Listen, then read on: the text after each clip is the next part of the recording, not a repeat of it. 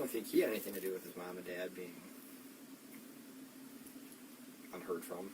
No. No. No. All my friends I've talked to, they're like, no. Not Chandler, no. Like, that'd be crazy. People like to believe that they are a good judge of human character. It's comforting to think that we can see through someone's exterior and into who they are as a person, and know whether they are a good person or not. We want to feel as if the people around us are entirely good, and therefore, when we are faced with the evidence that they're not, we can ignore it or make excuses about their behavior. Red flags are ignored and excused. Maybe they were just having a bad day and feel attacked, but I know them. They aren't normally like that. It isn't until we are smacked in the face with the irrefutable evidence that our perception of someone can come crumbling down, leaving many to wonder who they have been close to all this time. In most of the reporting that I have done around true crime, I have noted a very significant takeaway for most people, being that the guilty party's friends and loved ones must have known that they were lying. When the case is fully solved, with the evidence laid out plainly by the police, it seems impossible not to have seen through the person's lies and guilty actions. In the case of Sherry Papini, the woman who orchestrated her own kidnapping and return because she was annoyed with her husband, many people believed that Keith had to have been involved. Despite agreeing that Sherry was an incredibly manipulative and conniving person, people couldn't believe that someone who spent every day with her, who heard her fictional stories constantly, and catered to her every whim, would have no idea what she was capable of. But in today's case, we will be covering what it looks like when a person is so completely duped by their partner and believe in their innocence so much that they unwillingly provide evidence that proves he was complicit in the murder of his loving parents, Bart and Krista Halderson. Welcome back to another episode of Dreading, or if this is your first time here, welcome. Today we are going to be looking at Catherine Mellender's interviews with police, and how she became aware of the fact that her boyfriend, Chandler Halderson, was responsible for his parents' demise. This video is unlike others I have made in the past, as we are going to be looking at footage of someone who is completely innocent of any wrongdoing, and analyzing how her testimony broke the case wide open. This video came at the recommendation of my patrons over on Patreon, and I hope this video is done to their liking. While this is outside of the scope of my usual content, I do hope it's made to your satisfaction. If there is a case you would like to see covered by this channel, or a story you would like to see more attention brought to, please email us at dreading.official@gmail.com. We are currently working through a list of over 1,000 requests, and though I can't give you a timeline, I do plan on covering as many of these topics as I can. Be mindful, though, that if a case is ongoing, with new information coming out on a nearly daily basis, we will not be reporting on those until they are solved. With all of that said, let us begin.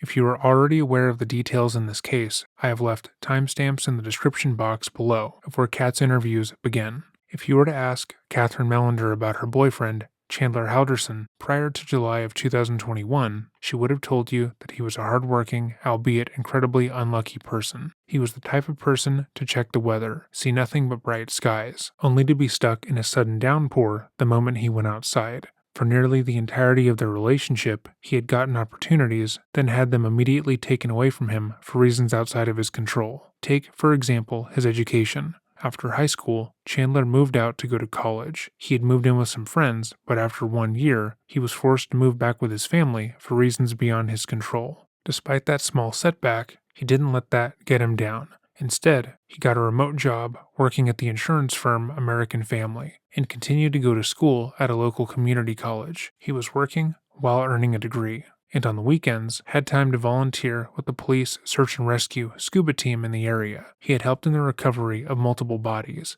and felt as if he was really making the world a better place. But again, Chandler had what could only be described as impossibly bad luck. Despite working full-time at American Family and being one of their best employees, HR had managed to bungle his payment information multiple times, meaning he worked for nearly 3 months without getting so much as a cent from the company. This was obviously stressful, as after moving in with his parents, he was told he needed to pay rent, but he still managed to stay positive. After a couple of months of HR making various excuses, Chandler applied to work for SpaceX. He would eventually get the job and begin to plan his future in Florida with Kat, but once more, his bad luck struck. Chandler would end up falling down the stairs in the Halderson household one night. Though the emergency room initially diagnosed Chandler with a slight concussion and bruising to the ribs and neck, his health would rapidly decline. The day following the fall, he began to lose feeling in his legs. Also, he could no longer stand up for long periods of time or lift anything that was more than 5 pounds.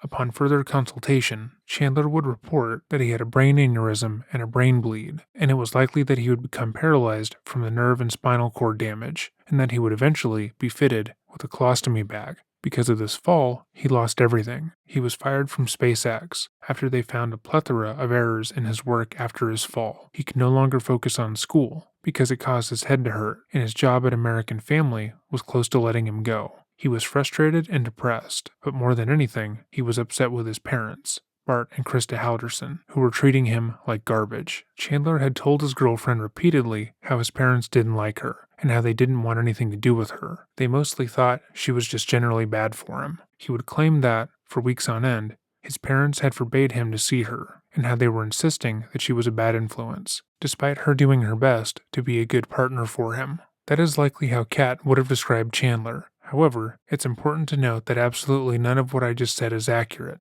I gotcha. And Chandler had spent years lying to everyone around him, claiming to be going to school, going to work, and being a productive member of society, when he spent the majority of his time at home playing video games with people online. Chandler had been a promising young man at some point in his life. He graduated high school, he went off to college, and moved out of his parents' home into an apartment with some of his friends, then completely failed out of college, moved out of said apartment, and moved back in with his parents. And while all of that is a reality for most young adults, figuring their way in the world, Chandler saw that as an unacceptable failure. His brother had purchased and moved into his own home by the time Chandler was moving back in with his parents. He was working at a tech firm, proposing to his longtime girlfriend, and meanwhile, Chandler was jobless, and being told by his parents he wasn't allowed to go out past his curfew. He felt degraded and ashamed, like his parents thought less of him, like the world at large was judging him negatively, especially in comparison to his older brother. And so, he began to make things up. The first lie was that he was still in college. He had failed out of MATC a year prior, but he told his friends, girlfriend, and family that he was still attending classes online and doing incredibly well. He would make fictitious class schedules and send them to his friends and family. He would also tell his girlfriend that he couldn't hang out during set days and hours as he was in class, and in some cases, fake entire school projects in order to convince them that he was really taking these intense computer courses. He would study in front of his girlfriend and his parents, getting real course textbooks and having them quiz him, just to show how serious he was. He also at one point bought a whiteboard to chart out computer coding. The lengths he went to make his lie seem real required a large amount of effort, and no person would believe that he was lying based on how committed he was to making the lie believable. This lie would only get bigger, with him approaching a graduation date that he would never have. And when his father, Bart, asked to see his transcripts for tax purposes, it became even more of a problem.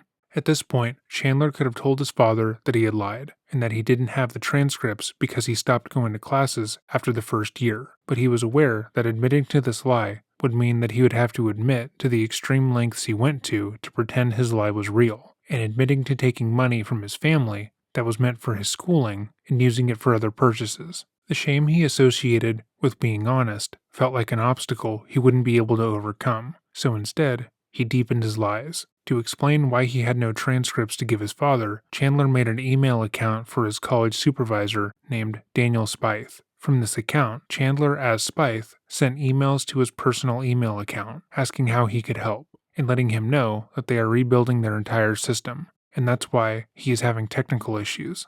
Chandler would then respond to Spythe, talking about the issues he was having getting a hold of his transcripts, how this treatment was unacceptable and unprofessional, and wanting to meet this person to discuss this and gain access to them. When Bart would then ask Chandler about the transcripts and why he was unable to provide them, Chandler would show him the emails to himself back and forth, validating that it was some sort of system error with the college and he was fine. He believed that his father would take these at face value and let the issue go. But instead, Bart only became more involved, determined to help his son and figure out what was going on. He would begin to email Spythe and set up a meeting via Zoom. That way, he could go over the issue at hand. However, Spythe would always cancel the day of the meeting, stating that a family member had contracted coronavirus, and he wouldn't be able to talk for at least another 2 weeks.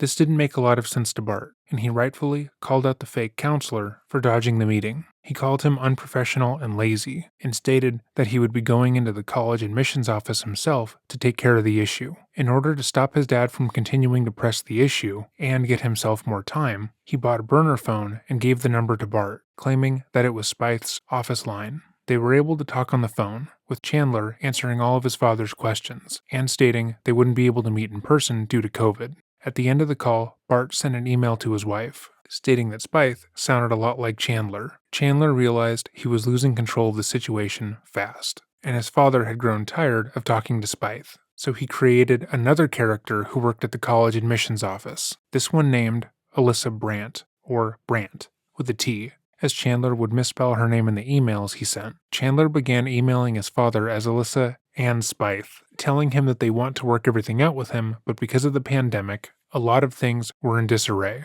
that they realize how aggravating this is, and that they want to help him. And Chandler, as himself this time, would respond, scolding the administration, telling them that they were deeply unprofessional, and that he demanded something be done. After a while, sensing once again that Bart was close to going down to the college admissions office himself, Chandler made a third email account, this time for a man named Aaron Hoover, who served the same purpose as the others. At this point, Chandler felt like his parents were an oppressive force in his life. When he had moved back in after college, they had given him a curfew and told him that despite his age, he wouldn't be allowed to do whatever he wanted under the roof. They would ask him to do chores, clean up after himself, and if he was going out, he had to tell them where he was going. Bart and Krista also encouraged him to get a real job and not spend so much time alone in his room, playing video games. He felt like a child, and that led him to his next lie, that he was a volunteer rescue diver working with the Madison Area Police Department. This lie would allow him to leave home without question, as he could claim that there was a diving job he was needed on at all hours. He allegedly showed proof of this job to his parents and Kat. However, according to Chandler's lies, this was a volunteer position, and with his father telling him he needed to pay rent to continue living there, he made up a new lie, this time being that he worked for an insurance company called American Family. Oddly enough, this would mirror what his brother was doing in his own career, working IT for a company that was paying him well enough that he could buy a house and start a family. Chandler went on to brag about this position, talking about how much they're paying him, how his position is salaried, how he could work from home, and more. Chandler was dedicated to this lie, and made actual effort to make it appear as if he was actually going to work every day. Every morning, he'd wake up at 6 a.m. and proceed to start his fake job. He would hop on virtual meetings, discussing today's work with his managers, and setting out about doing what was required of him. He also informed his girlfriend that he was working, so during certain times of the day, they couldn't hang out and he would remain unavailable to her. Chandler went the extra mile to make this lie more believable to his friends and family. So every day at 6 a.m., Chandler would talk to people about programming and technical problems. But these weren't his employers. They were friends he made while gaming, friends who were comfortable pretending to be his coworkers while his parents were in earshot. He would then spend the entire day gaming in his room with them, while his family thought he was actively working. But fake jobs don't pay, and Bart was telling Chandler that he needed to get a job to pay rent, which he still could not do. So he began to lie as to why he had no money, despite having a well-paying job. They messed up my payroll, he said. They put me in as working hourly when I am a salaried position, so HR needs to fix it before I can get my check. That worked for a couple of weeks, before it became I messed up the direct deposit form and put the wrong bank account information, so it has to bounce back. Then they have to redeposit it. After a month or so of that lie, Chandler then stated that he had finally sorted it out, but the deposit was so big at that point, the bank thought it was fraudulent and blocked the deposit. Chandler once again realized that he could prove to his father that what he was saying was correct, simply by falsifying some emails. He created an email under the name Tom Selznick, who was supposedly working HR for the company, and in those emails documented a back and forth about the issues with the payments, basically describing everything that Chandler had told his father previously. Bart, being an accountant, knew that what Chandler was saying wasn't making sense, and he pushed on it. However, despite his misgivings, he didn't want to believe that his son was waking up at 6 a.m. every day, pretending to be in meetings, faking work-related tasks he needed to do, as well as making fake emails just to pretend that what he was saying was true, and lying to his face about it. He didn't think anyone, much less his son, would be that dedicated to a lie. Chandler's pretend money issues led him to creating the next lie. He began to tell people in his life that he had applied and been accepted to work at SpaceX. He claimed he applied on a whim, not thinking he would be accepted, but after multiple rounds of recruiting and interviewing, they had hired him on, and he was going to be moving to Florida in the coming months. For over a month, he told his girlfriend about the different interviews, tests, and emails in order to apply to the program, until he finally told her that he got the job, and that he would be moving to Florida at the end of June. He gave her dates, told her to put down a payment on an apartment already, and told her that he would fly out to see her every weekend, and eventually she would move in with him. They had even sent him some work to do remotely, work that he would be paid for, unlike at American Family. This lie would come with a self-imposed time limit, as Chandler had told Kat and his family that he would be moving to Florida in the coming months to go to work for SpaceX, despite the fact that he couldn't afford to go to Florida and had no job prospects. There was no way that he could make this lie seem real, and at this point, admitting that he was lying after the sheer amount of time and effort he went through would likely result in his girlfriend breaking up with him and his parents saying he had to move out. So instead, he came up with a new, more foolproof solution. He would fake a traumatic brain injury and pretend to be undergoing a rapid decline in health. This started with him faking a large fall in the family home. One night, when home alone with his father, Chandler would fall down the stairs in the home and state that he had violently hit his head while falling. When taken to the emergency room, he stated that he was confused and that his head was in an excruciating amount of pain. However, his body didn't match his statements. The doctor diagnosed him with a mild concussion and some light bruising around his back and ribs.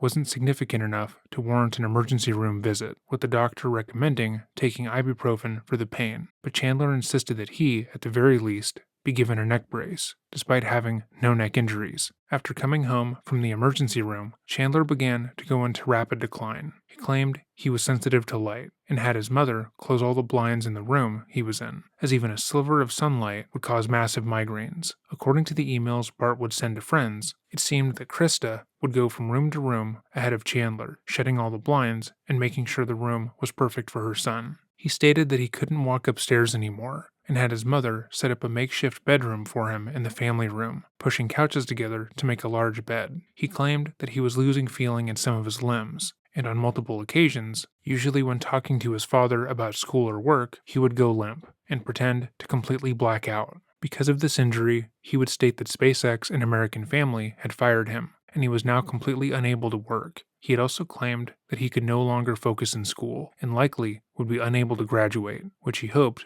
would make his father less inclined to care about his transcripts. However, it had the opposite effect, as his son could no longer do anything on his own and was forcing his mother and girlfriend to take care of him. Bart decided that he would take matters into his own hands. On June 29th, Bart called the college, pretending to be Chandler, and spoke over the phone with a representative, Omar Job.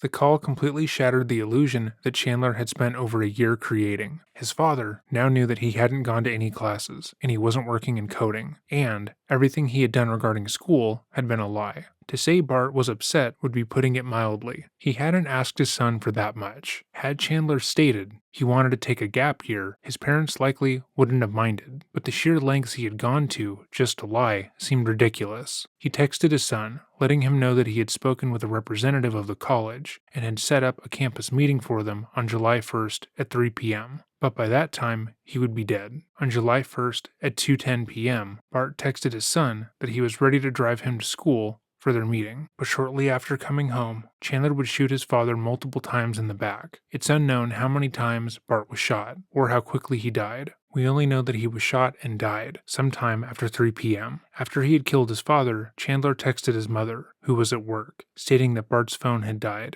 and to bring home some soda for him. Krista responded, "K, I can," with a smiley face. On her neighbor's security camera, she was seen entering the home, after which she is never seen again. It is still unknown what happened to her, or how she died, as Chandler set out to hide what he had done. In his mind, the only way he was going to get away with this is if his parents were made to look like they willingly disappeared after spending the weekend out of town. They had already been planning to spend the 4th of July weekend away, so he planned on using that to cover their disappearance. He began cutting up the bodies using everything that was available to him in the house. A pair of common household scissors, a handsaw, and an axe were all used at various points. After cutting up the remains as best he could, he started a fire in the home's fireplace, hoping that it could burn the bodies fully. However, the average fireplace is not capable of completely incinerating the human body, especially fatty areas and the thicker parts of bones. The extreme temperature needed to incinerate a human completely is not something that any fireplace could manage, while making it safe to use in a home. This left Chandler with another problem,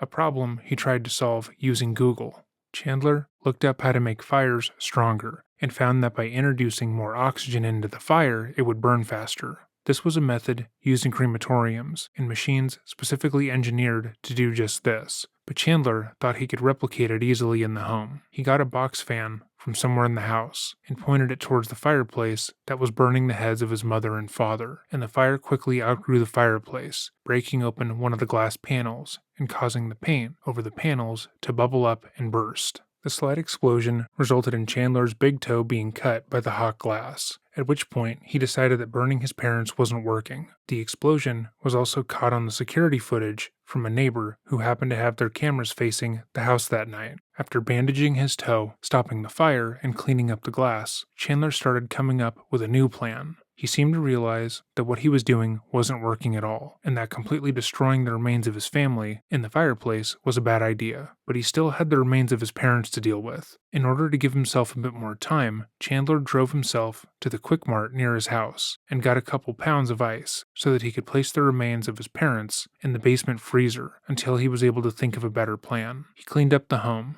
making it appear as if the family had left for the weekend, and then had Kat come over, that way she could take care of him. He once again pretended to be injured and unable to take care of himself, and had her wait on him hand and foot. The next morning, she would leave work around 6 a.m., and Chandler would stop pretending to be injured to dump his parents' bodies around Wisconsin. He drove himself to the outside of the town of Roxbury and deposited parts of his mother's body around the banks of Lake Wisconsin. It's also believed he deposited some of her body within the lake itself. Chandler thought he had created a built-in alibi in his injury, as he told everyone that he could no longer safely drive. However, while dumping his parents' bodies throughout the area, he would make a crucial mistake by leaving his location visible on Snapchat. When Kat looked at her Snapchat map while at work, she noticed that Chandler was no longer at his home and was in Roxbury. She screenshotted his location and texted him, asking him how he'd managed to leave the house without assistance. Chandler told her that he had gone out to get CBD for his injury and had only lied because he didn't want her to think that he was a stoner.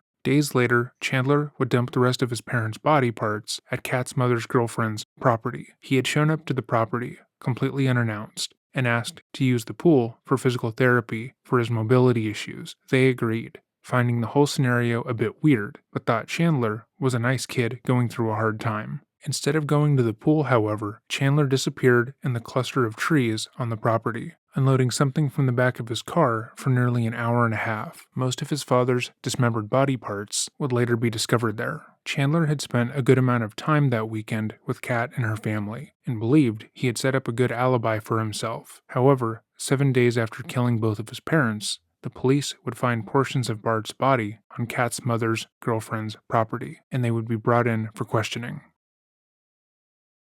When Kat was brought in to talk to the police on July 8th, she was under the impression that her longtime boyfriend was completely innocent of wrongdoing. The simple assertion that he would be able to overpower or kill anyone was absurd to her, as Chandler had successfully pretended to be so injured from his fall that he could barely walk unassisted, and had numerous other ailments to worry about. She was going into the interview as a completely open book, because she believes that Chandler has nothing to hide. She sincerely believes that it would be impossible for Chandler to have killed his parents, and been able to successfully hide that fact the entire weekend, and the idea that she slept with him mere hours after he cut his mother and father's bodies up is unfathomable. This interview was made available by Rottweiler Investigations here on YouTube, who has made excellent content regarding this case. Definitely check them out. By the time this interview begins, Kat has been left alone for about 22 minutes. At this point, the police believe Chandler had something to do with his parents' death due to security footage they were able to acquire showing Bart and Krista Halderson didn't leave the home after coming home on July 1st. But what they don't know is if Kat is involved. If she is involved, by bringing her in and leaving her in an interrogation room would cause her a great deal of stress. She would be sitting, wondering what they know, why they brought her in, and what they have that made them look into her. But, as she had no part in this, she is completely relaxed in this environment. Hello. How are you? Very tired. How are you? Hi. So this is George. He's one of my partners. Hi. Anthony, the one that you spoke with me yesterday, he's off today, so you get George. I don't know if you're hungry about your 2 cookies. Is there chocolate? One has chocolate, one doesn't. Okay, I'm allergic to chocolate. Are you really? If I eat it, I'll just projectile vomit. Oh, please don't. Don't There's do a that. there's If a I get garbage. too emotional, I'll also vomit. So. I know one sprinkles, but you know what? I can put them here if you want it. You want it? That one has chocolate. This one? This one. Oh. I was like, Eat carefully on that one. I don't know. Oh, and then here's your phone. Oh. Because yesterday was just so fabulous with all of your timestamps on Instagram or Snapchat, so just in case. just keep on my phone long. There you go. How was work? I was there for 30 minutes and then they were like, you can go. Oh, how come? I'm a very emotional person. And like, I was worried, so I like cried a little bit. Like when someone walks with me, like, hey, are you okay? I'm like, I'm fine. And then like I talked to my pharmacist and she was like, you can go home. And then I picked up some groceries, took it to Chandler and cooked him some food because he wasn't eating well. Oh, how come? He's nervous about his parents. Okay. I can't eat well when I'm nervous, so Okay. nibble at the cookie. Yeah. Baby steps. Make sure there's no chocolate in there. Yeah. Test the water to make sure the police aren't trying to poison me. No, we're not. I had one of each this morning. So. Have you heard anything about his parents? No, Did you know if his brother made it to the cabin yet? I don't know. I know he's on his way up.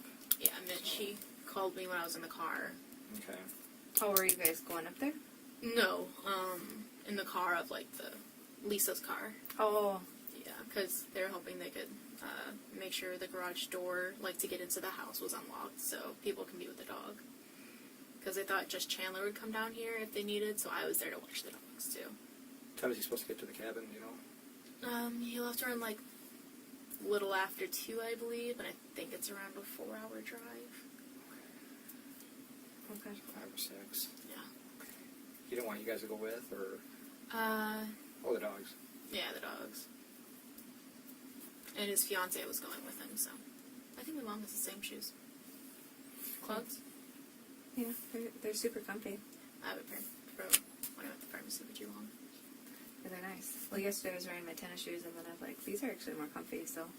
Kat is engaging in calm, offering information that she believes will be helpful to the investigators. She asks questions, not simply about if they have found Bart and Krista, but things she remembers them being interested in, and freely offers up information with the idea that it could potentially be helpful. She also just engages with the officers, asking them questions not involving the case, because in her mind, being kind to the officers will only make this process easier, and it's likely that they are going to see a lot of each other in the coming weeks. She's comfortable because she has nothing to hide, and she isn't worried about giving too much away. This is opposed to Chandler, who in this interview only asked questions to find out what the police knew and if they suspected him, and was a bit standoffish.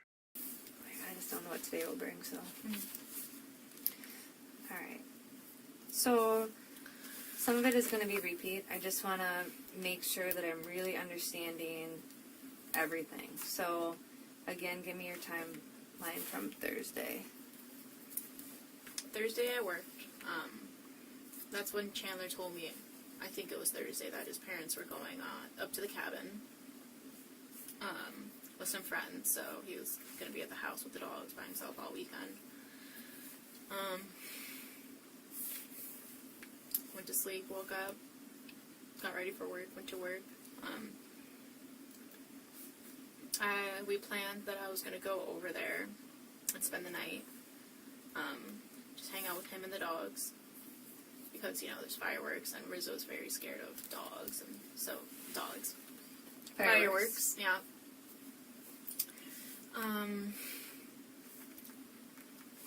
But before that, I had to stop at 2 different Targets to do some grocery pickups.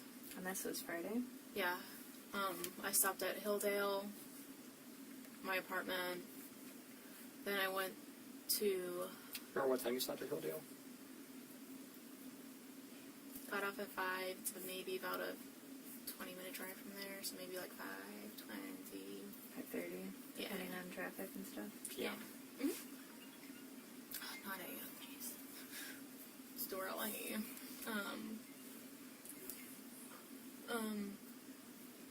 Then I went to my apartment, grabbed clothes, and then I grabbed a bunch so I could do dirty laundry at my mom's house, because I knew it would be stopping at my mom's at some point. East Target, went to my mom's house, So do you not live with your mom? an apartment. Oh, I didn't know that. I mentioned it yesterday. The Trafalgar? No, that's my mom's house. Okay. So then, what is your address? 110 North Bedford Street. It's called Lark Cole. It's only like a sublet from April to July 29th, so I won't be there longer. I'm just going to go back to my mom's place. Is there a department number, or is that 110? 321. Here in Madison? All my roommates are on the basketball team for UW. No way. Yeah. Lovisa, Lexi, and Tara. Lovisa is from Sweden, and she is 6'3". How do you get in with those girls? Do you know any of them? Sublet. Just got lucky. Yeah. That's cool. The girl I sublet from played for the tennis team, and I used to play tennis in high school, so that's how we connected. Okay. I'm sorry, you said you went to East Target? That you went from Hilldale to East Target? No, from Hilldale to apartment to grab dirty clothes and clothes. To East, to my mom's house, to grab the hydrogen peroxide and the Swiffer because Chandler broke the glass of the fireplace that day and cut his toe, so we wanted to clean that and then clean up the glass and blood. And then we had burgers for dinner because he made me burgers because he burned his hands on the grill. And then, Hilldale apartment to get dirty clothes. To East Target to get the Swiffer. No, No. Mom was supposed to get the Swiffer. Mom's to get the Swiffer. Yes. Jeez. Then. then East because I wanted some pickled jalapenos. They're a good snack.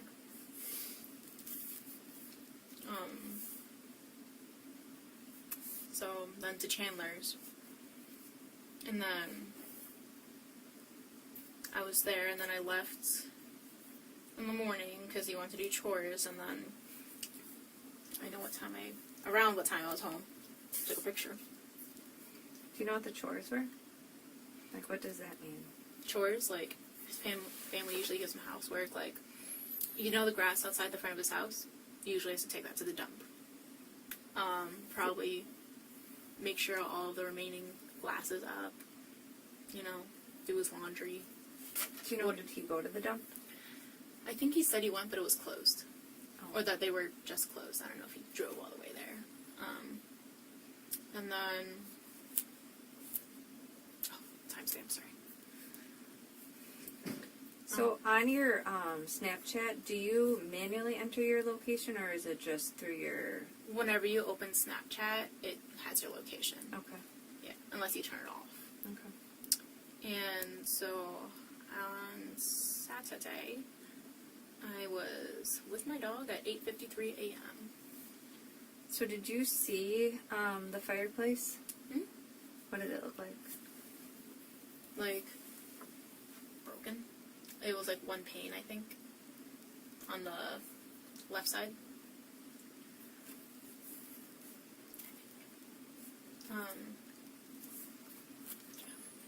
And did you see, like, the blood in the glass? Was that all picked up?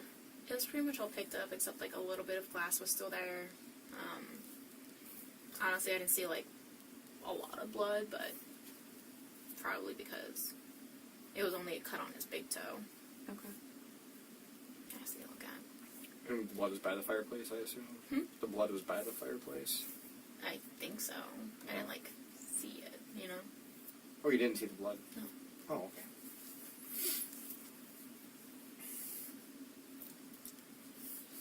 Where do you, like, go in the house? Like, where do you normally, like, hang out with Chandler? All the floors, like his bedroom. That night we were mostly just in the living room. Go there, the bathroom, to the kitchen, second living room, his room. Okay.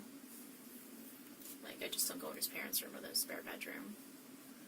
And I think Friday night. No, I didn't shower Friday night. I showered Sunday night, I think. Yeah. So Friday night, didn't shower.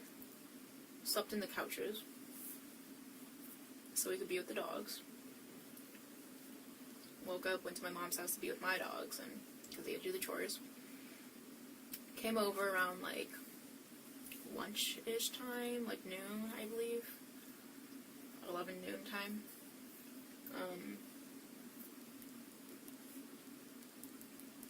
We hung out, watched Daybreak on Netflix because we started that Friday night. Watched it. Then he left around, like, before 5, so maybe, like, maybe late 3, almost 4 to before 5. Like, no. I straightened my hair. That takes about 20 minutes. Chandler was gone. I also did my eyebrows. So that's about another 10 minutes. With eyeliner and everything, so that'd be like 4:20 at the latest is probably when he left. On Sunday? Saturday. So you were getting ready at your house? Because we went out with Rose, remember? Rose and my brother. Well, we as in me and my brother went with Rose. Chandler was at his house. So did you guys meet up at your house or Mom's house? My mom's house. Okay. When I say our house, I mean my mom's house. Okay. I just wanted to make sure. Yeah. And then Rose got there around 5, and then we went.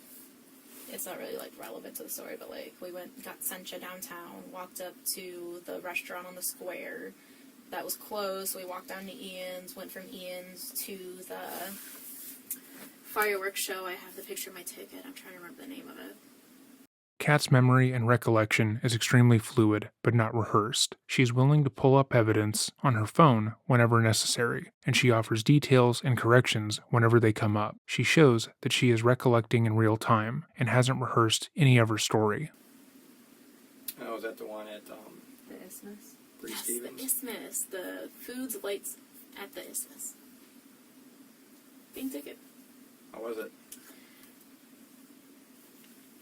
It was like a 20-minute show. They said it was supposed to start at 8:30. We sat there till like 9:30, 9:45 before it went off. I heard it was lame. Yeah. Sat there, like, I feel like my butt's still bruised because we got there around like 7:35. Sat there for like 2 hours. Okay. On bleachers. Not fun. Then we went home. Woke up. Rose and I went to Starbucks and Panera to pick up bagels and coffee. Is this Sunday now? Yes. Okay. So when you say you went home, you went to... Mom's. Your mom's? Yes. Okay.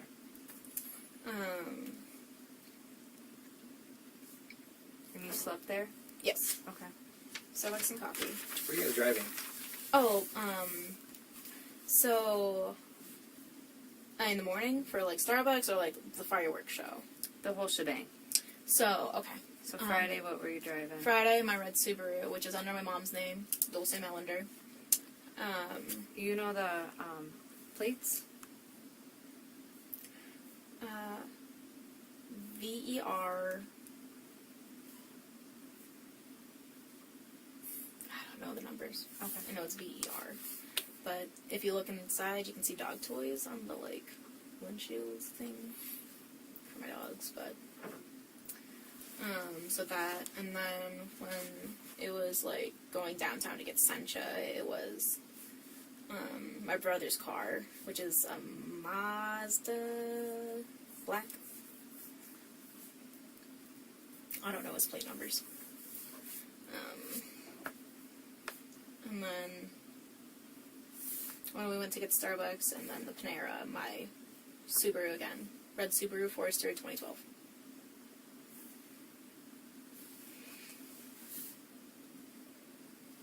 Sorry. You're good. Stomach acid. That was Sunday, right? That you went to get. Starbucks and Panera. And then... What time do you think that was at? Morning? I think I might have a screenshot of my receipt. Alright. I went to a Starbucks once, and then they said they never got my order, and I didn't have, like, the receipt, so I just take screenshots of my receipts now. Because Catherine is confident in herself, her recollection, and her boyfriend, she is confident that all the evidence that she has on her phone will exonerate them all. If there is suspicion on her or Chandler, which at this point she likely doesn't think there is, she knows what she has done, and she has plenty of evidence to back up her recollection. This practice of screenshotting her receipts would prove incredibly beneficial to confirming her story, but also key to showing what Chandler had done. Did you go over to Chandler's on Wednesday? No, we hung out. I know, but after you and I had our epic hangout? No, I went to my friend Danny's. I told you how I went to hang out with Danny. His girlfriend, Abigail, works at David's Bridal, so I met them there. And then we went and got dinner at Guadalajara, which is close to downtown. And then we went back to their condo and I stayed on their futon because I didn't think it was a good idea for me to go to my apartment and just lay there alone. And then I went to work today for only 30 minutes. Why only 30? I was crying. Okay.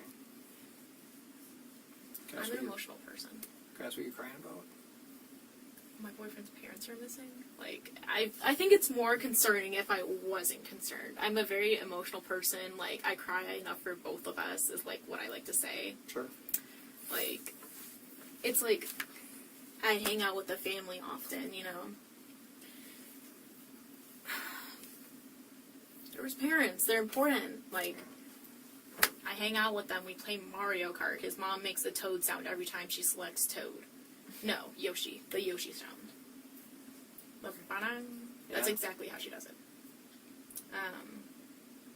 Loose every time, but like I don't know. I just don't understand how you couldn't, like, be worried or emotional. I know. I mean, that's why we're here. We're worried. Yeah. You're worried. Like, How's Chandler been? like I said, he's not really... He expresses it in a different way. He's not, like, the biggest emotional person, but, like... I guess, like, when I look at him, it's different when other people look at him. Like, I can tell it's really hard on him. And, like, he just sits there and dissociates and, like, paces and, like... You know, he just sits there, like... Wearing my parents like a shell. And, like, when his brother was over, like... When was that? They left around, like... Today? Yeah. Like, before they went to the cabin. They left around, like, 2-ish. They were there at, like, 20 minutes at most. But, like, he's following his big brother around. Like, subtle things, like, most people don't notice. But, like, dating him for a while. It's hard to imagine how someone could be around someone who had just brutally murdered and dismembered their parents and not be aware of what had happened. But Kat believes that she knows Chandler better than anyone, and that his behavior isn't that of someone who is capable of murder, but rather someone who doesn't know how to express emotions well. Everything she just stated, that Chandler hasn't expressed worry over his parents in a, quote, normal way, unquote, and that he doesn't emote like a normal person. He hasn't been crying or looking overly worried. But she clarifies he has been pacing often, following his brother around, disassociating from the situation, and she can see that he's upset. That behavior, when interpreted by a third party, is incredibly suspicious, though. With rose-colored glasses on, Chandler is just the last person to see his parents alive and is going through one of the hardest times of his life. He's dealing with a head injury, working through daily pain, and the two people who have protected him his entire life are missing. But from an outsider's point of view, his actions come across as callous and calculated. What was Mitchell doing there at the house? Just looking around the house? Looking for anything Chandler missed and, like, grabbing the spare keys to go up to the cabin, or keys that Chandler found in his dad's car that they think are the spare keys to the cabin. And then they talked for a while. Chandler told him about his leg numbness and how he's been going to the farm and, like, doing circles in the pool to, like, help with that, like, PT. And how I've been stretching them, and yeah. So he was following his brother around the house today, just pacing, upset. Yeah. Yeah. In his own way, you know. Like, just showing his brother, like, hey, like, maybe, like, in their dressers, I didn't find anything, but, like, do you know what this mail could mean, pretty much. I stayed on the couch. I didn't want to, like, intrude in a way. Yeah. Like, I've only been dating him for almost 2 years, and, like, his fiance's been dating him for, like, 6. You know, like... When did he start using the pool to work his legs out? Has it been going on for a while? No. Sunday. Started Sunday? Yeah. Okay. Because he was in his brace until Thursday. Okay. And his parents really wouldn't let him do things, you know. Baby boy fled on the stairs, so... Very protective.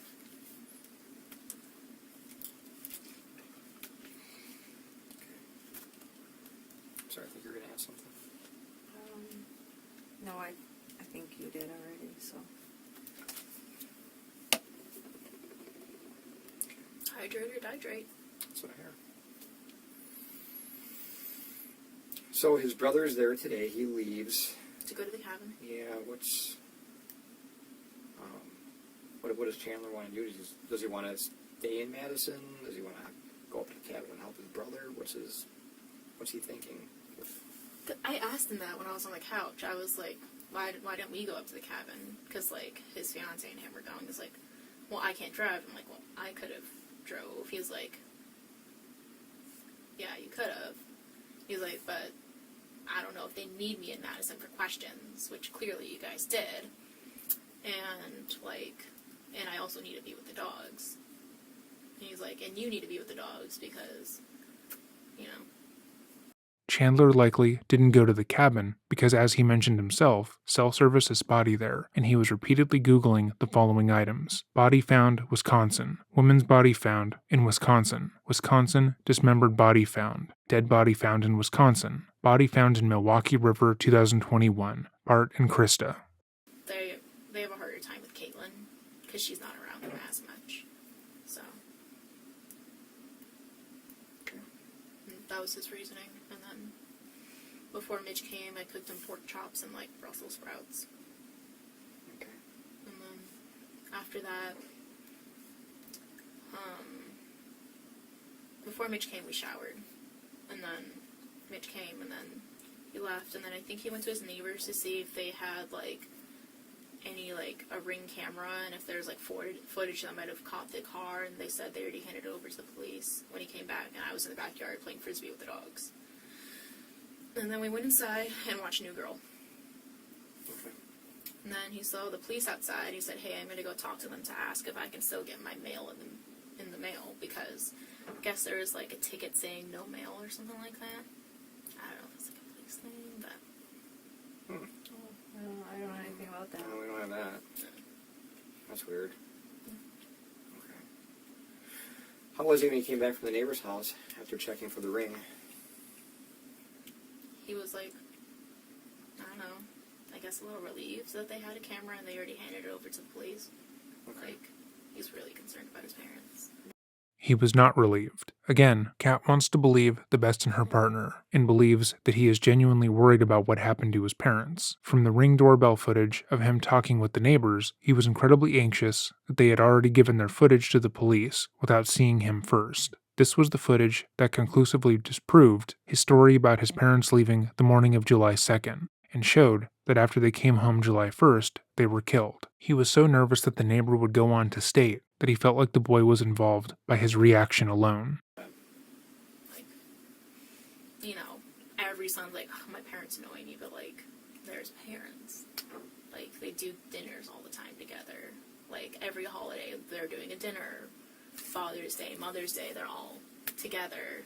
Like, Easter, they don't really even celebrate Easter that much, but his parents make sure they have Easter baskets for everyone. Like... So he has a good relationship with mom and dad.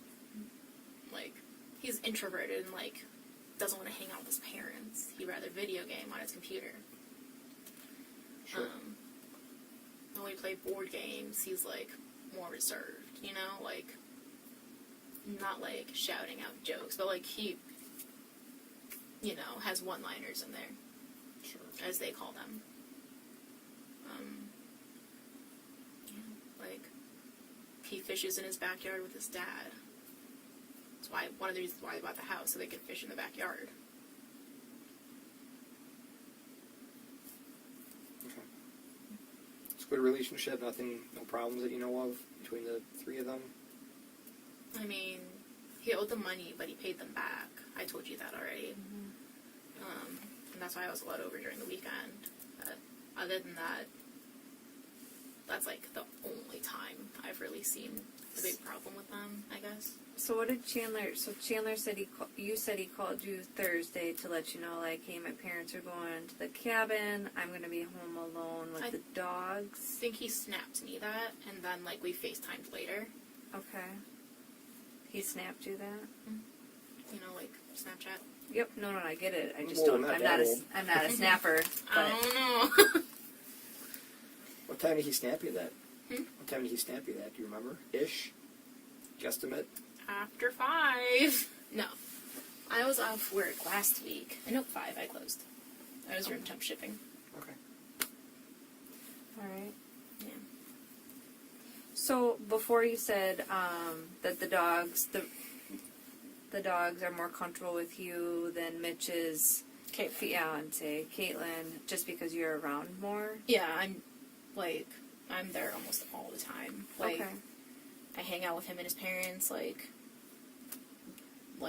I told you how, like, I wasn't over for, like, 2 weeks pretty much, but, like, I was still there having root beer floats with them that one time. Like, I cooked them Mexican traditional food before, because my mom's an immigrant. Like, I'm just there often. If I'm not there, he's hanging out with me, and, like, maybe we won't hang out, like, 2-3 days a week. It's very variant. It depends on, like, if we're doing stuff with our families, or if we have other plans, but... Like I said, I play Mario Kart with his mom and dad. Hang out with them sometimes. Just have dinner with them. So what was the whole 2-week thing? Why weren't you allowed? The owing money thing. So how did that come about? Why was that a big deal? Because I thought yesterday you said that he's owed for, like, rent and Christmas presents and stuff like that. So why was it... Those 2 weeks. Yeah. Because, like, he was working for American Family at the time. And, like, there was, like, problems with HR and how they weren't, like, paying him. And, like, it was, like, they sent it in the mail, sent it to, like, not his address. So he was like, please cancel that check. Then he, like, tried getting them to, like, deposit it. And then at that point, they owed him, like, a couple $1,000s because they were so far behind. And then I guess the company that they sent money through was like, this doesn't seem legit. They thought it was a scam. And so his parents were like, you gotta give us that money because we know you have money. And so, yeah. Then he paid them. And it was just those 2 weeks they were like, you have to, like, strict. Okay. Which is weird because, like, his mom's like, don't be spending money because you owe us money. But they're never, like, really... He said it wasn't really his mom, it's more of his dad, like, on him, but his dad's also an accountant, so kind of stingy. Kat was never actually barred from the home. This was something that Chandler told her to keep her from coming over and talking to his parents, as he was beginning to get nervous that his lies were going to be exposed. He just began lying about his fall, and claiming to be unable to stay awake for long hours, meaning that should he interact with Kat for any significant amount of time, it would be harder to maintain his facade. He also began to tell Kat and her mother that his parents were being too harsh on him, with the hopes that they would invite him to live with them rent-free, which they did. Okay. To be real with y'all. I appreciate that.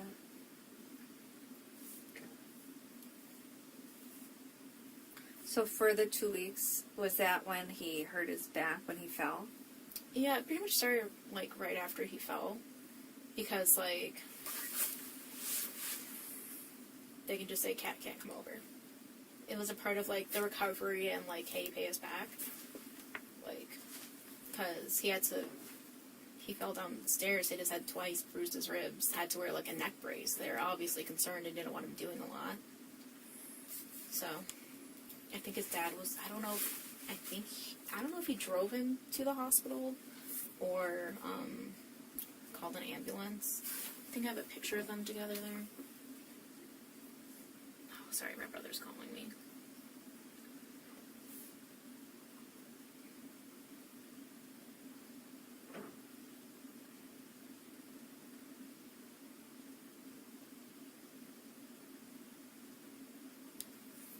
He was asking what's happening, because I told them I had to go downtown for questions, and he's a cop in St. Louis, so he's like, I'm gonna kill my sister.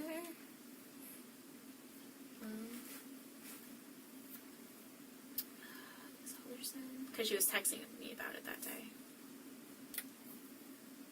Do you know when he fell? Yes, June 17th, before 1:42, because that's around the time this picture was taken. He was just going down the stairs and fell?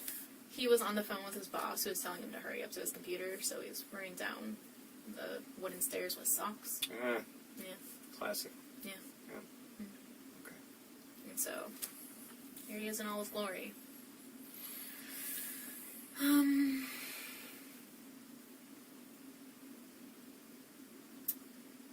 Yeah, and then, like, the day before that, I was having problems because I had, like, a tailbone cyst.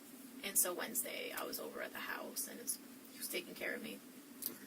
Yeah. And then he fell Thursday, and I went to urgent care again Friday to get it drained.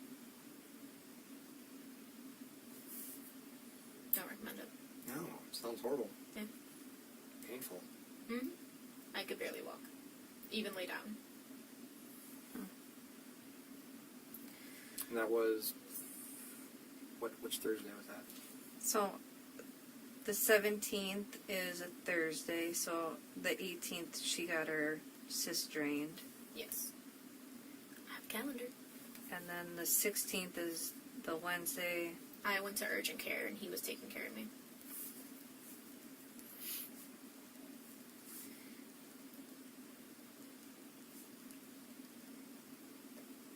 So I'm going to ask you a weird question with him falling.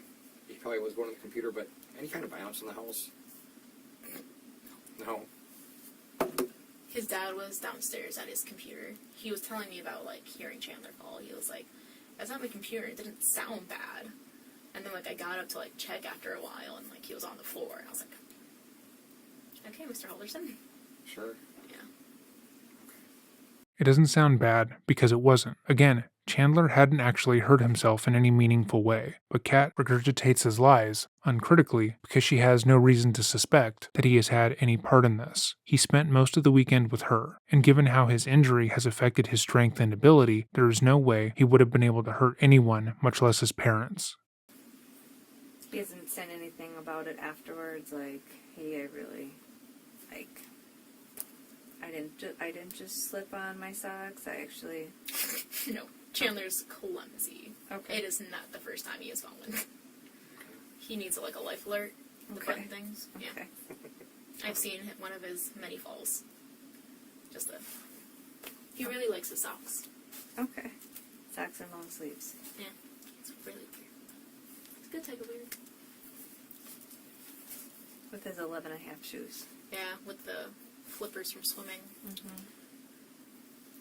Mm-hmm. Did he borrow your car at all this weekend?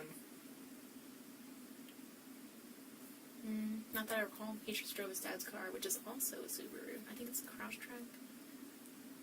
So before he said he couldn't go up to the cabin because he couldn't drive, but he's been driving all weekend? It's a 4-hour drive, though. Okay. That's different. Okay. Like, a 30-minute at most drive to my house. Like, I drove all of us to the farm. So what's his thought process? Why can't he drive? Is it just... The numbness. Okay. Like, it's a risk. He doesn't want to crash the car. Okay. Sure. And, like, being conscious about other drivers. Like, Okay. if something were to happen and he hits another car, I don't think he'd live with himself. Like, Okay. So medical reason, basically. pretty much, yeah. How did his doctor's appointment go on Monday? Or Tuesday? Not the Monday. Okay. Not the best. Told him, like, hey, the stuttering will go away, but, like, the numbness is gonna, like, stay. You know? Because, like, he hit his head twice. They said, like, the numbness was from, like, a hemorrhage or something. And that's when he talked to his HR and he was like, I had to be honest with them, and that's how he lost the SpaceX job.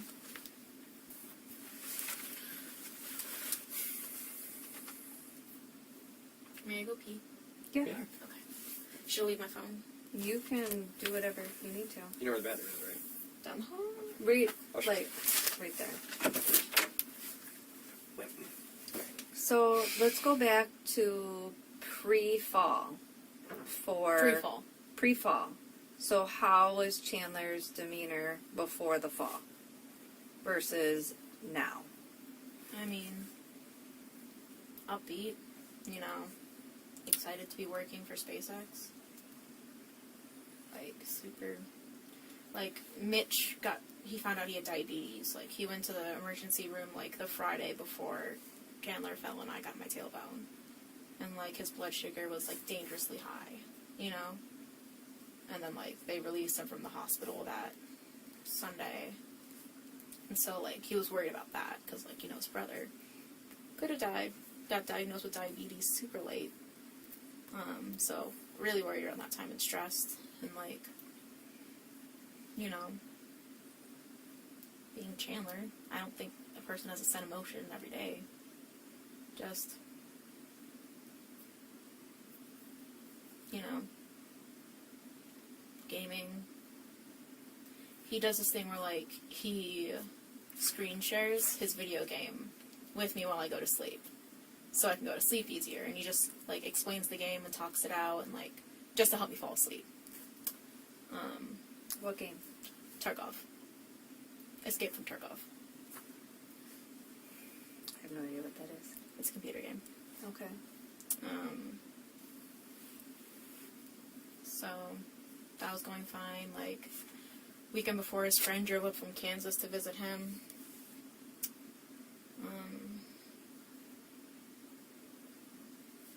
Just Chandler. How was his childhood? Has he ever talked to you about it? I mean, he grew up, I think until, like, elementary school, he was in Madison. Then they went to Sheboygan area by Plymouth. Went to Plymouth High School. Went to States for swimming. Swimming since a kid. That's why he has flipper feet. Did soccer. His mom has 5-photo album of each kid. Mom was a stay-at-home mom, so she drove him to every swim meet, every soccer game, every school event she was there. Helped make the t-shirts and the flyers. Like, Eagle Scout, Boy Scout. Went to prom with Miss Wisconsin. Oh, well. Yeah. Popular kid.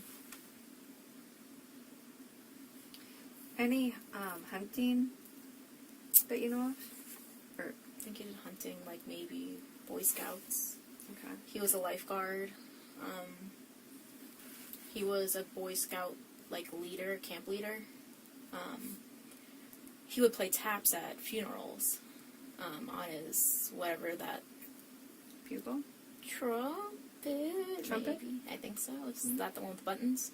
Yeah. Yeah. Trumpet or bugle? Yeah. Play taps for them. And that was all through Boy Scouts? I think he might have done that through band. He did I have the funniest photo of him from high school. They had, like, you know how some school has jazz bands? He had German band. And so they made them wear lederhosens. This is one of the many photos in his photo album. Baby Chandler. Toddler, like, early Chandler. Chandler with glasses. Because he roasted me for wearing bifocals. He wears contacts then, I'm assuming? Yeah. Okay. Trying to find...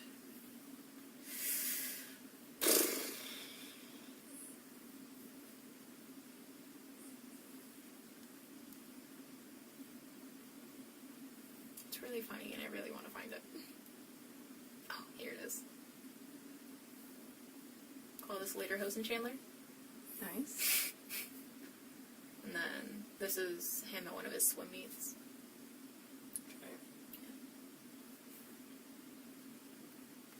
Like, I think he was in like honor society or something in high school.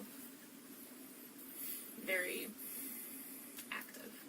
He was Cogsworth in Beauty and the Beast in middle school. Oh, really? Yeah. His mom still showed me the video. She promised. Got hold her to it. There you go.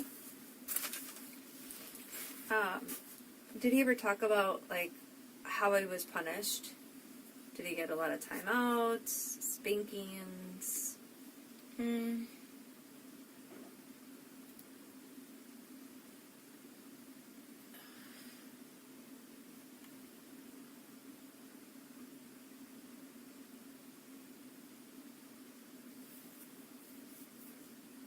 So I'm trying to remember if he mentioned it.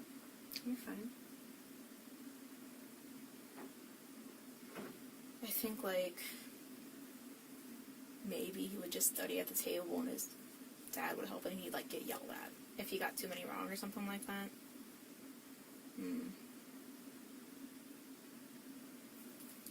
So, you mentioned that he was honor society, very active. Dad would yell if he got too many wrong. Was there a lot of pressure on him? I guess. What about now?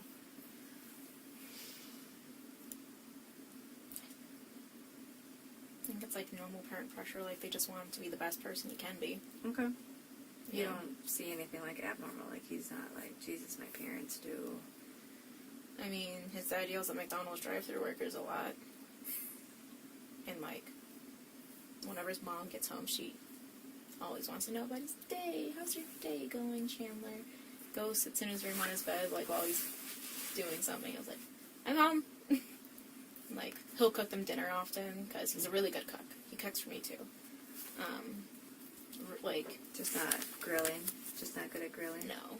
He's never used that. I think that was the third time he said he used that grill. And I was like, why didn't you just tell me you've never grilled before? But he can, like, make a shrimp scampi out of scratch. Like, he's good. If he has what he needs, he can make it.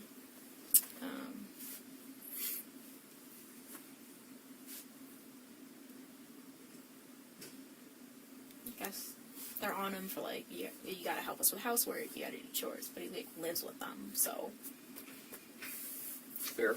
yeah. Just helping out around the house like a normal child. Do they have a pickup truck?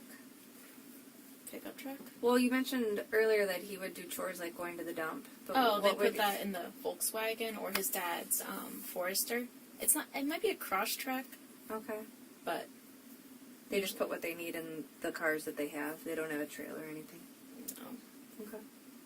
I think it usually goes in the Subaru. I'm not sure. I'm not really involved in those chores. Okay. Don't make me do stuff there. What day did he go to the dump? When it was closed? Saturday. Saturday. Yeah, but holiday weekend, so. Yeah. Do you know, does he go to the dump in Madison? Maybe the DeForest one, because they live in Windsor, DeForest. Okay. His dad usually goes with him, and so does his mom. They usually make a trip out of it. Stop at Quick Trip on the way home and grab a soda. His mom really likes Quick Trip. Like, There's a lot of people that love Quick Trip. she has an obsession. Like, when I tell you, like, there's like, I think it was around like Thanksgiving when Mitch and Caitlin were leaving the next day. She like looked at her, she's like, my babies are gone. And we're like, oh, sorry. And like before then, I told Chandler, I'm like, if your mom asks to go on a quick trip, Mom, you have to say yes. She's like, do you guys want to go to a quick trip? And I was like, he's like, okay. So how, after the fall then, did he stay the same, upbeat and happy all the time, or do you think there was a little bit of a change? I mean, he was tired. He hit his head, like, sad, because, like, it affected, obviously, SpaceX and when he wanted to be down there in Florida. Sure. I have an emotional stomach, I'm sorry. And, like, he obviously lost his job on Monday, so it's like, he was doing his best to work up to going and, like, showing he can still work for him, but, you know, it's just hard. He fell down, didn't want to lose his job. Frustrated. But, like, still FaceTime, talk, laugh at jokes. Not like, I hate life. Yeah. Everyone bad, you know? Yeah. Not like a switch like Jeffrey Dahmer. You know? Yep. Tell me about Florida. So that's where SpaceX was. That's where he was supposed to go. What was the plan? Go down there. You too? Mm-hmm. Okay. So what did that mean? Because obviously you have a job here, so did you have a job lined up? Or I'm just gonna transfer to, I'm not trying to say FU, but like FU, Florida University, because they also have a pharmacy school down there. So I'm getting Facebook notifications because people are reposting the Dane County Sheriff's, like, notice about them, and we've just been messaging people, and, like, people have been noticing, and they're like, hey, are you guys okay? And we're just telling them to repost or tell people. Sure. Yeah. Okay. We're just gonna go down there. Did you guys have, like, everything lined up? Like, when were you supposed to... He was supposed to leave the Saturday of the fall. So, happened on Thursday, Friday. He's supposed to leave Saturday morning. Fall happened exactly when it needed to, coming mere days before he was set to fly to Florida, and as Kat implies, it resulted in the ending of all of Chandler's big lies. He could no longer travel to Florida to work for SpaceX. He was fired from American Family, and he could barely focus. He carefully planned this injury to relieve him of what little responsibility he had, and lower the expectations his parents and Kat had placed on him. Every aspect of his new lie was to make him seem incapable of taking care of himself, and place more of the responsibility over his well-being onto the people who loved him, who he was already relying on. And then I was going to leave at the end or middle of August because I wanted to be here for my birthday. August It's a big 3rd, one. 2000, yeah. Gonna get crunk. Yep. Oh, shoot. What's wrong? It broke. Oh. What heart? Okay, so... Did you guys have, like, a place that you were gonna... Like, did you have everything kind of figured out? Mm-hmm. Where were you gonna stay? This, like, apartment building in Titusville. Okay. Did he, like, already sign the lease and stuff? I think so. He did not. You say Titusville? Titusville, Florida. Is that where the school is? SpaceX. SpaceX, I mean. The school's in Orlando, but it's like an hour drive from Orlando, and an hour drive ain't nothing. Not down there, it's not. Nope. Especially when you can go, like, 90. Like, normal. Like, it's, like, the 55 here. Yeah. Like, it's excited. Like, he wants to save up for a boat because he loves fishing.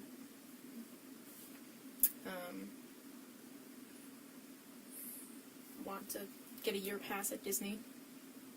Go to Universal. So, like, obviously it's, like, hard after, like, finding out, like, oh, that's probably jeopardized, and then it was, so. Is he being interviewed too, or is he done?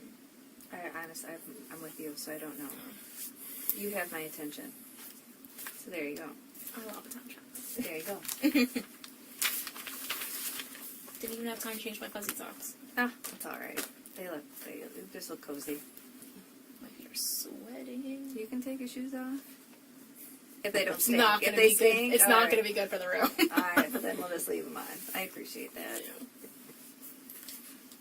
Alright, so yesterday when we talked, you said that you showered with him Sunday to save the environment.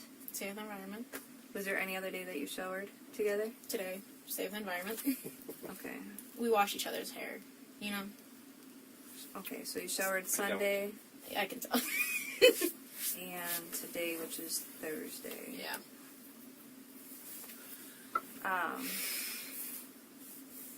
And so yesterday you said that your sex life is pretty normal. Mm-hmm. You know, he's whatever. Yeah, we talk about everything that we do beforehand. Like, Okay. something makes us upset, we're like, oh, let's not do that. And Okay. we're like, okay, like, doesn't hit me.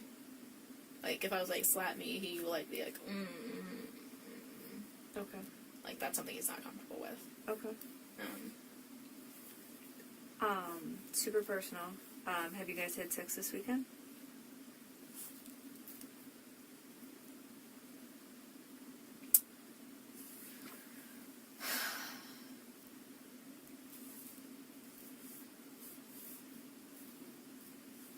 Maybe once Sunday. Okay. But you're not sure? Yeah, Or I don't know you what are day it was, but I know it was once. Okay. Yeah. So one time this weekend. Mhm. Is that pretty normal? We usually do it more, but like, you know, we are busy, Okay. like, tired. So not gonna do it today, as parents are missing. Mm-hmm. Yeah, like, he was upset Monday. Tuesday we were with my family. Why was he upset on Monday? Because he lost the job. Okay. I think it was Sunday.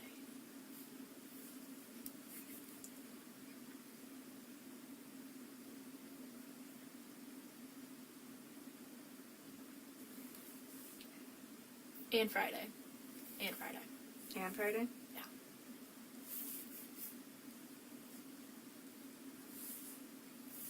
Friday.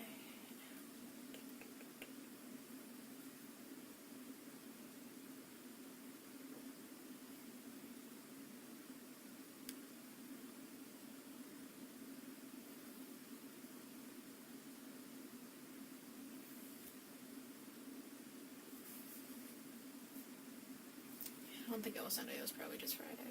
Because he got lightheaded at the end of it. Like, he's having a hard time. Shaking his head too much, and his legs are, like, really tired. Okay. So you said that normally you guys have sex more, but it was a busy weekend. Busy weekend, like, he got lightheaded that one time, and his legs were numb. Like, I'm not gonna force him.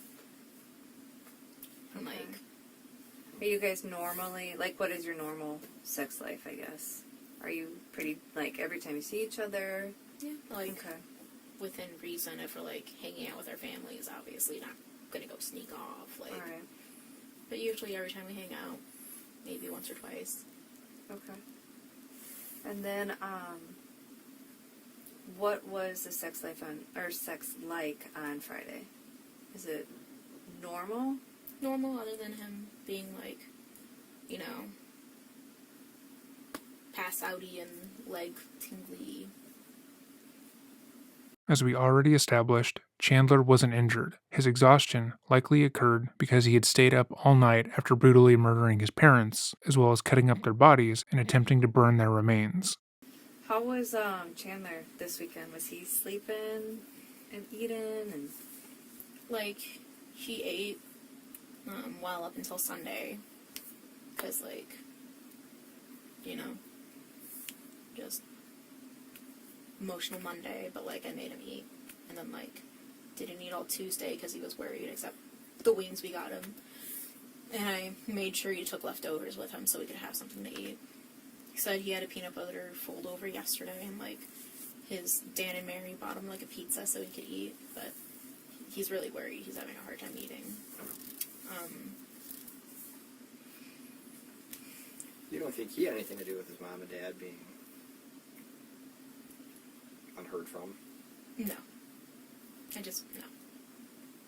No. All my friends I've talked to, they're like, no. Not Chandler, no. Like,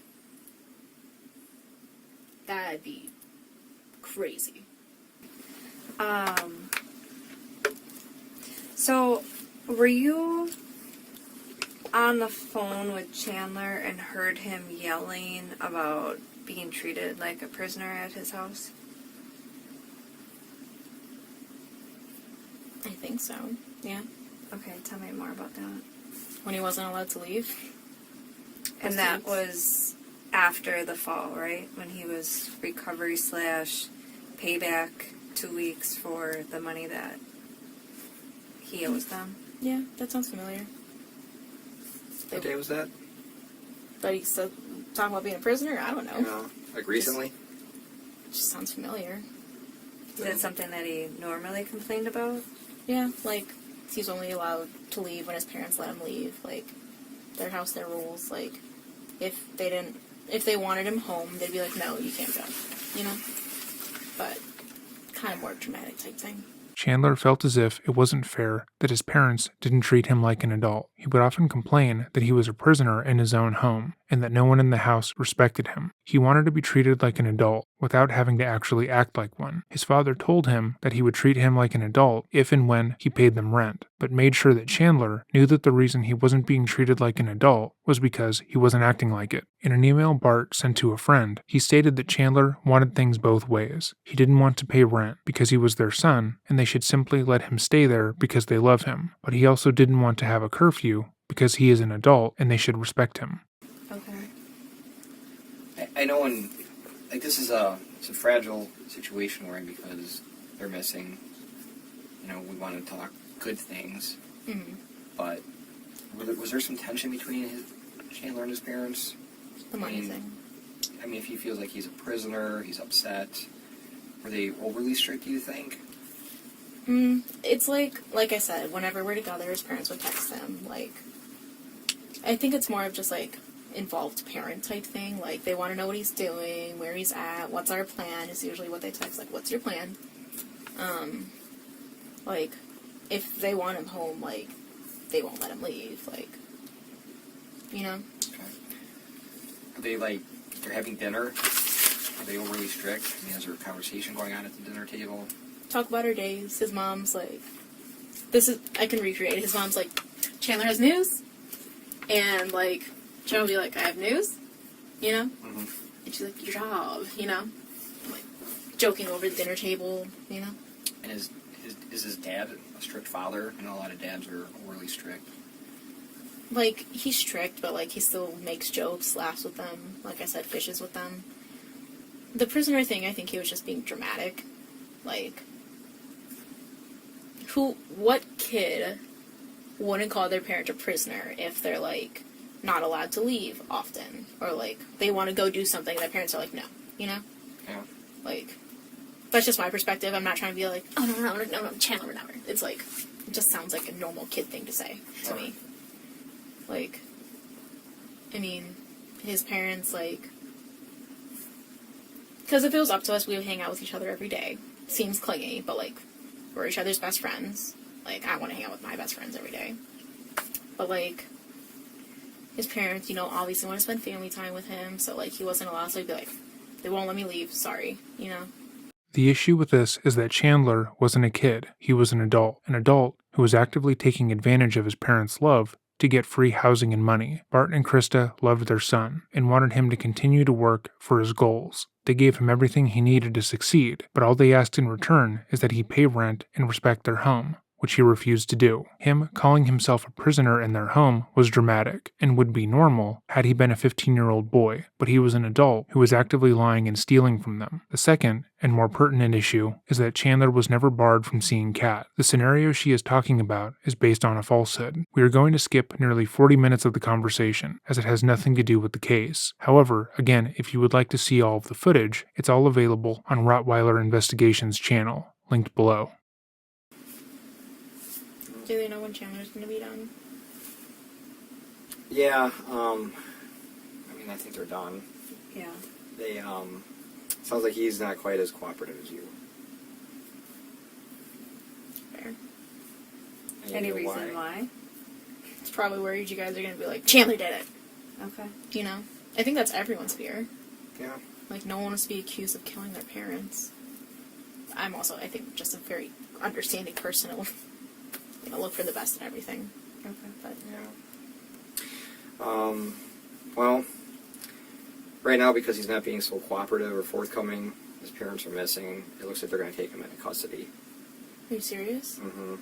I don't know what the charges are yet, but right now it's just going to be because of the missing persons investigation and him lying to the detectives. Why he's lying, I mean, we're all wondering. Can I... You probably know him best. Why do you think he's not being truthful? Doesn't want it pinned on him, I guess. Can I talk to him before he goes, or no? Mm-mm. I think they've already walked him down. Why? Did you ask why? Or, sorry, I just... No, No. you're good. Pin it on him. Do you think he could have had anything to do with this? And if he did, do you think there's any help in him to disappearance? Did anybody help him? Could anybody have helped him? Oh. Okay. So we were just trying to find out where his parents are, and I mean, the sad thing is when you have someone that lives in the house with them and they're lying and not cooperating. What is he lying about? I don't know. Okay. I don't know. Just that he's lying. Because we were in with you, so we Yeah. have other detectives that were talking to him.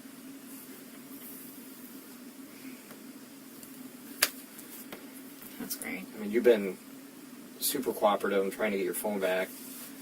If it's not going to be done anytime soon, we can get you a ride somewhere, have someone pick you up. Can I get a ride back to Chandler's? That's where my car is, and I'm So- supposed to meet his brother there. That's going to be something else. I'm glad you said that. So they're probably going to want to leave. They're going to leave your car there No. at the house because he was in it all weekend. No. I'm sorry. And I have places to be. That's my car. The only time in the interview where Kat refuses the detectives is here, when they tell her her car is now part of the investigation, and it's important to note that she only denies this claim because of practical reasons, whereas the reason Chandler had repeatedly lied to the police was to attempt to give himself an alibi. Like, if I'm being cooperative, why do you have to take my car? Because Chandler's not, and he was in your car. So there's chance that there's DNA in there that we need to get. But don't I have to, like, consent to that, or you need, like, a court order or something? well, We because it's do. at his house, they're looking at writing a warrant at the house. So if they write a warrant at the house, your car's in the driveway. They're going to want, because he was in there. They're worried about him. The detectives really think that he probably had something, maybe to do with the disappearance. So right now we have to investigate all avenues, and I know I want to know where they are. You want to know where they are.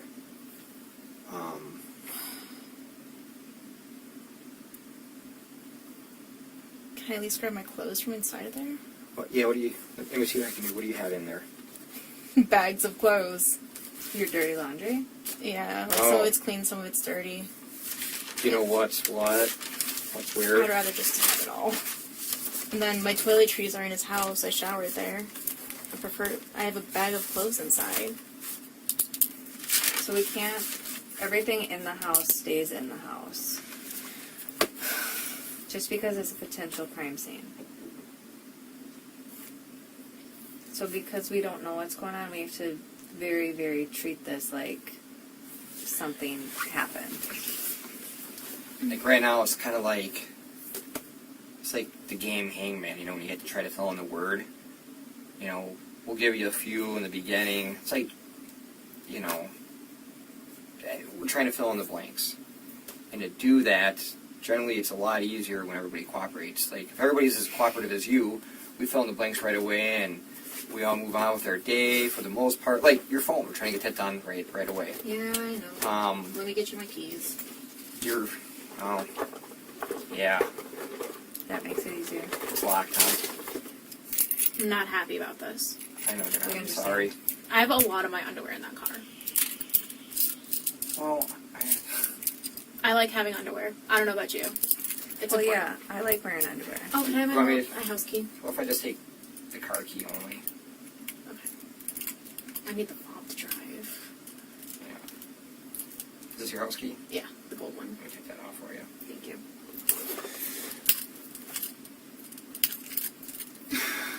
What are you thinking? Why is this bitch not cooperating? Why do you think he's not? I don't know. Like I said, he probably just doesn't want to be like, you know, I didn't do it. I don't want to be like, I don't want them to pin it on me, you know? If I told you he was lying to them about some things that we know otherwise, would that shock you? Yeah, I don't know if he saw me. I was shocked. I thought he was cooperating too. Well, we were hoping he was, but unfortunately. Is our stuff that I'm saying not matching? Again, Oh. no idea. Yeah. It's like we found out about him making the comment about feeling like he's a prisoner. It wasn't our conversation. That was another interview that's being done by another detective with someone else. I don't know who, but you know, and I That's don't. dramatic. Obviously, that's not. I mean, obviously, that's not why they would take him into custody. But it's, you know, I had to sit down with the detectives doing the interview. Can I go pee again? Despite being inconvenienced and annoyed with their circumstances, Kat continues to cooperate and be willing to speak to the police. Though this kind of cooperation is rare, she again has nothing to hide and understands that at the very least, even if Chandler had nothing to do with his parents' disappearance, they need to cooperate to be ruled out as suspects. Her annoyance at Chandler for lying to the police is obvious, even though it's clear she still does not believe he had anything to do with it. The footage continues for another hour, but is mostly unremarkable. However, 8 days after her original interview with the police, Kat would come back into the station, this time accompanied by her lawyer, in order to talk to police.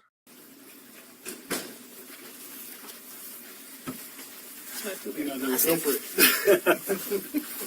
Janet will get in just a minute. I don't think you've met Janet. Whoops. I'm sorry, I'm Daniel. Tim, nice to meet you. I'd offer you a business card, but I realized I didn't bring any with me. So That's all right, I forgot mine too, so we're good. perfect. Oh, I got mine. Okay. Ah, there you go. Hi, Thank you. I'm Detective Daniel. Janet. Nice to meet you. Detective. Hi. Are you Catherine? Yeah. And you go by Kat, right? Hi. Nice to meet you. Nice to meet you too. Thanks for coming up. Appreciate it. Doing okay? No? You doing? Yeah. Sure. It's been a lot over the last few days, hasn't it? Yeah. It's been a week since the last time I sat in here. A Yeah. week and a day. Today's Friday, right? Oh, it is Friday, yes. It is Friday, yeah. It's been a week and a day. And just so you know that it's not lost on us how hard it's probably been for you and a lot of other people too. So we're very appreciative of that. So just, know that when we're meeting that, we keep that in mind, that we do appreciate the stuff that you're probably going through. So, okay? Can I ask one thing up front? Sure. Is there any way you guys can change the narrative and the sheriff, even if it may not be fully true, to indicate that the girlfriend's not a suspect and that she's not somehow somebody you suspect, unless you're going to tell me we do suspect that, because it's just hard. I mean, she's 20 years old, 2 years out of high school, and her phone's just blowing up. I've told her, and I think she's followed my advice, to shut down Facebook, to shut down everything that's a social platform.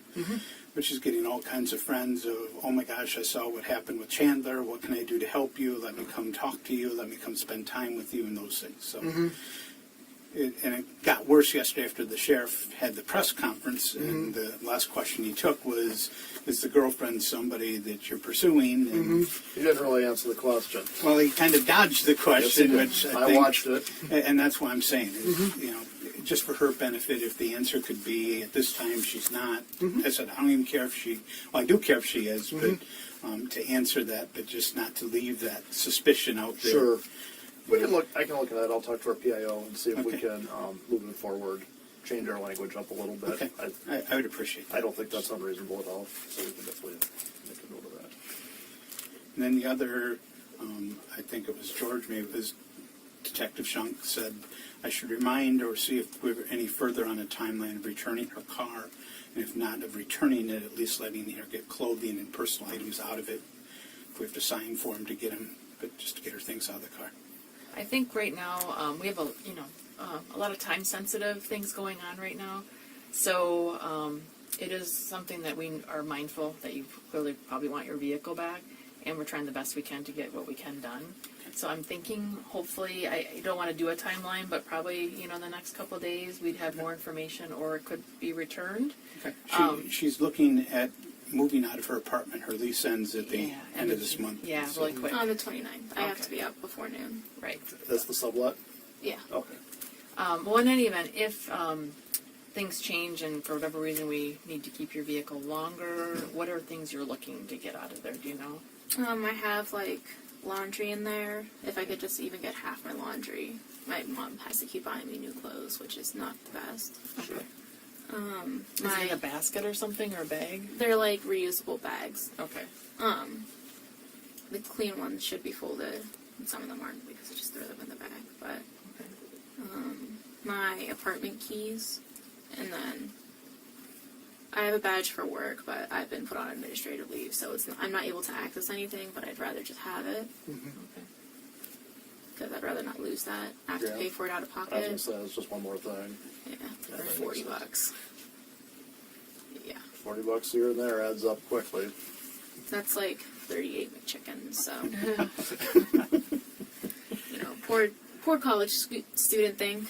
You need those 38 McChickens. Been there. And part of this is, I always tell people in these cases, we do spend a lot of time proving what didn't happen. And so that's part of what we're trying to do. I know. Thank you. Yeah. We understand. It's not like I'm I need my car. I know, No. but it is inconvenient for sure. I just want my underwear. I get that. And only have some for a couple days. Sure. And it sucks having to rewash them. Yeah. Not it's not easy having only one pair of bras. Yeah, that can make life difficult. Well, being a female, I can sympathize with you on there. I can only empathize. It's all right. So is there anything you want to tell us right away? So when we met yesterday, because I have been keeping up with the media, I haven't been watching any of the trials for my own mental health. And he was catching me up, and when the Wisconsin River was mentioned, we were mulling over it. I was. And I recalled taking a screenshot of him near the Wisconsin River because we share Snapchat locations with each other. And he wasn't responding to me. He always snaps me. And so I just have it putting him there at July 3rd at in the morning Okay. because I was at home. And I already know you have pictures from that those days from when I gave my phone, but I just told him about it, and he's like, well, they'll take anything. And that was my suggestion then. So as she said, I've told her to stay away from media, not talk to anybody about, basically she has no life, I've told her, from last time she saw Krista and Bart till he was arrested. I mean, Okay. there's just nothing anybody needs to know that I'm aware of. And so she was mulling it as I was explaining, and she's like, oh my gosh, and pulled this up and showed me. She's got a GPS on the phone. Go ahead and give it to me. It's from Snapchat. I don't know if you use that, but that's him by the Wisconsin River off of Gulf Road. Okay. And that's It's got a timestamp 8:58 on it. Okay. in the morning. Sure. And then my phone always tells me what day it is, so it's July 3rd, 8:58 a.m. Okay. And it placed in there 4 minutes before, so 54. Okay. Have you been to that spot with them? Do you know? I don't know if it's that specific spot, but we used to swim on the Wisconsin River. Okay. And, it's one of the spots we would just go to. And, I've only been there, maybe 3 times. Okay. But he's gone swimming there a couple times. Okay. Yeah. And just the other side, show them the next one, or the one before that.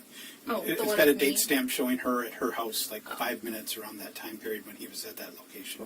While it's unknown if Kat really believed that Chandler had anything to do with his parents' murder at this current moment, she knows that she is innocent of any wrongdoing and actually wants to help find out what happened to the Haldersons. She's also keen on proving that she had no part in anything that occurred, despite her seeing Chandler throughout the weekend. He killed, dismembered, and dumped his parents' bodies.